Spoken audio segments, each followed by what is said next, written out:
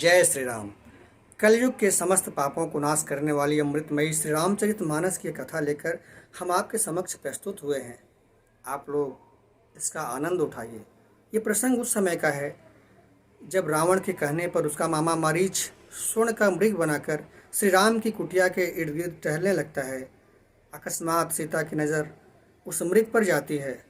वो उसके ऊपर मोहित हो जाती हैं और भगवान श्री राम से कहती हैं कि हे नाथ निहारो इस मृग को, यह कितना सुंदर सोना है।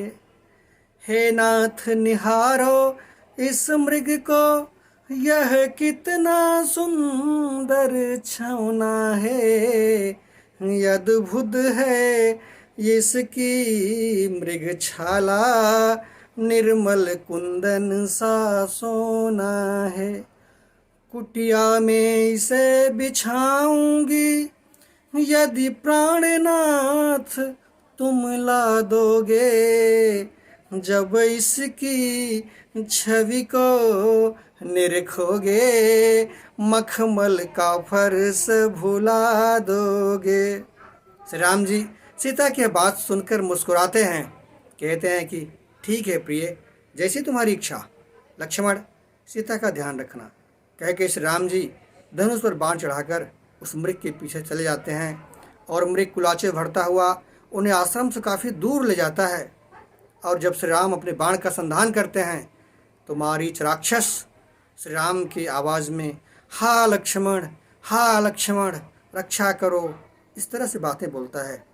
और ये बात जो है जब सीता के कानों तक पहुंचती है तो सीता व्याकुल हो जाती हैं और लक्ष्मण से कहती हैं कि जल्दी जाओ लक्ष्मण भैया, भाई का हाथ बटाओ तुम।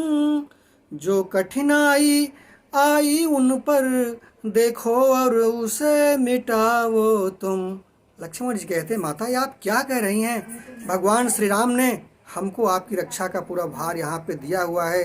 लक्ष्मण जी कहते हैं कि सब भार तुम्हारी रक्षा का माता जी मेरे सर पर है। सब भार तुम्हारी रक्षा का माता जी मेरे सर पर है। स्वामी के आज्ञा का पालन करने को सेवक तत्पर है। इस घोर भयंकर कानन में तुमको इकली कैसे छोड़ूं। कैसे निज धर्म तजूं माता, आयसु से कैसे मुख मोड़ूं। लक्ष्मण जी कहते हैं कि माता आप तनिक भी चिंता न करें, भैया राम को कुछ नहीं होगा। सीता जी कहती हैं कि मैंने अपने कानों से तुम्हें पुकारते हुए उनको सुना है, तुम जाने को तैयार नहीं हो। सीता जी कहती हैं कि सब लो मुझको मालूम हुआ, जो स्वार्थ लखन तुम्हारा है। सब लो मुझको मालूम हुआ, जो स्वार्थ लखन तुम्हारा है। भाई भाई में रंज रहे, कुछ मतलब और बिचारा है। कि जड़ जन जमीन यह तीनों ही झगड़े की जड़ कहलाती हैं। कि भाई से भाई का दुश्मन दुनिया में यही बनाती हैं। सीता के इतने तीक्ष्ण वार सुन करके लक्ष्मण से रहा नहीं गया। लक्ष्मण ने कहा, माता श्री राम प्रभु की आज्ञा थी, लेकिन आप मुझे विवश कर रही हैं, इसलिए कोई बात नहीं, मैं आपकी सुरक्षा के लिए एक रेखा खींच देता हूँ। लक्ष्मण जी ने एक रेखा खींच दी और माता सीता से कहा कि हे माँ, कि रेखा रक्षा के हित खींची। अच्छा माता इतना करना, इस रेखा के बाहर हरगिज मत अपना जरा कदम धरना। कोई भी अत्याचारी हो जो इसके भीतर आएगा और तुझ पे हाथ लगाएगा, तत्काल भस्म हो जाएगा। ये कहकर के लक्ष्मण जी वहाँ से चले जाते हैं। वहाँ पे पक्षियों को, वृक्षों को साक्षी बनाते हुए श्री राम की सहायता के लिए चले जाते हैं। जब रावण देखता है कि लक्ष्मण जा चुके हैं, मैदान खाली है, फिर रावण आता है श्री राम का भजन करते हुए, कहता है कि राम सिया राम जय जय राम, राम सिया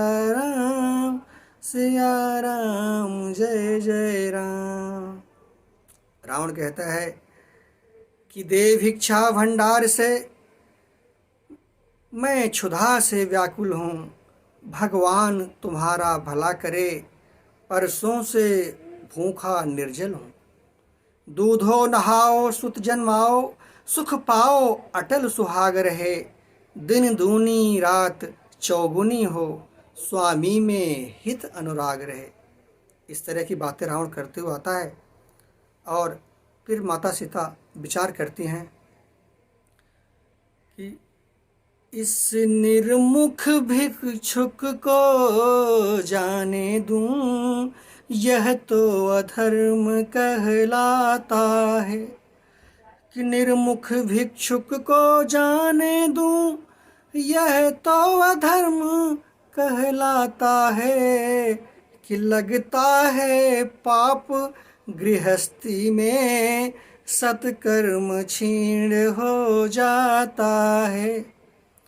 इस समय यहाँ बैरी न कोई, दुखदाई कोई जंतु नहीं, और रेखा के भीतर से भिक्षा लेने वाला यह संत नहीं।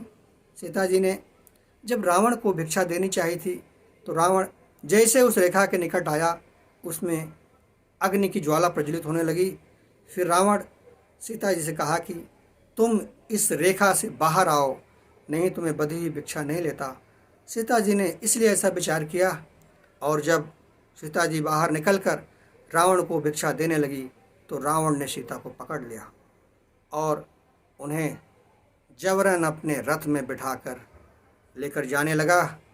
रावण के इस कुकृत्य को देखकर सीता आश्चर्यचकित हो गई और फिर घोर विलाप करती हुई जाने लगी। सीता जी कहती हैं कि हार रघुबीर देव रघुराया, कहीं अपराध बिचारे हूँ दाया। हा लक्ष्मण तुम्हारे नहीं दोषा, जस कीन्हे फल पाय हूँ रोसा। सीता जी घोर विलाप करती जा रही हैं, कहती हैं कि हा राम दया निधि, हा लक्ष्मण, हा अवधेश कहाँ हो तुम, निश्चर ले जाता है मुझको, सुनिए नाथ जहाँ हो तुम। हा राम दया निधि, हा लक्ष्मण, सुध बेग मेरी लेना स्वामी, मैं परवश पर अधीन हुई, बिन देखे रूप सरोवर की, व्याकुल जल पीने मीन हुई। हे राम दया निधि, हा लक्ष्मण, हा अवधेश कहाँ हो तुम, निश्चर ले जाता है मुझको, सुनिए हे नाथ जहाँ हो तुम। इस तरह से घोर विलाप करती हुई सीता जा रही थी। तुलसीदास जी लिखते हैं कि गिधराज सुनिया रतवानी, रघुकुल तिलक नारी पहचानी। सीता की करुण आवाज सुनकर महाराज दशरथ के मित्र गिधराज जटायु ये आवाज़ सुनकर दौड़ते हैं और रावण को उसके रथ से युद्ध करके उसे विरथ कर देते हैं और जटायु में रावण में घोर संग्राम होता है। आगे कथा हम अगले के एपिसोड में आपको बताएंगे। तब तक के लिए जय श्री राम।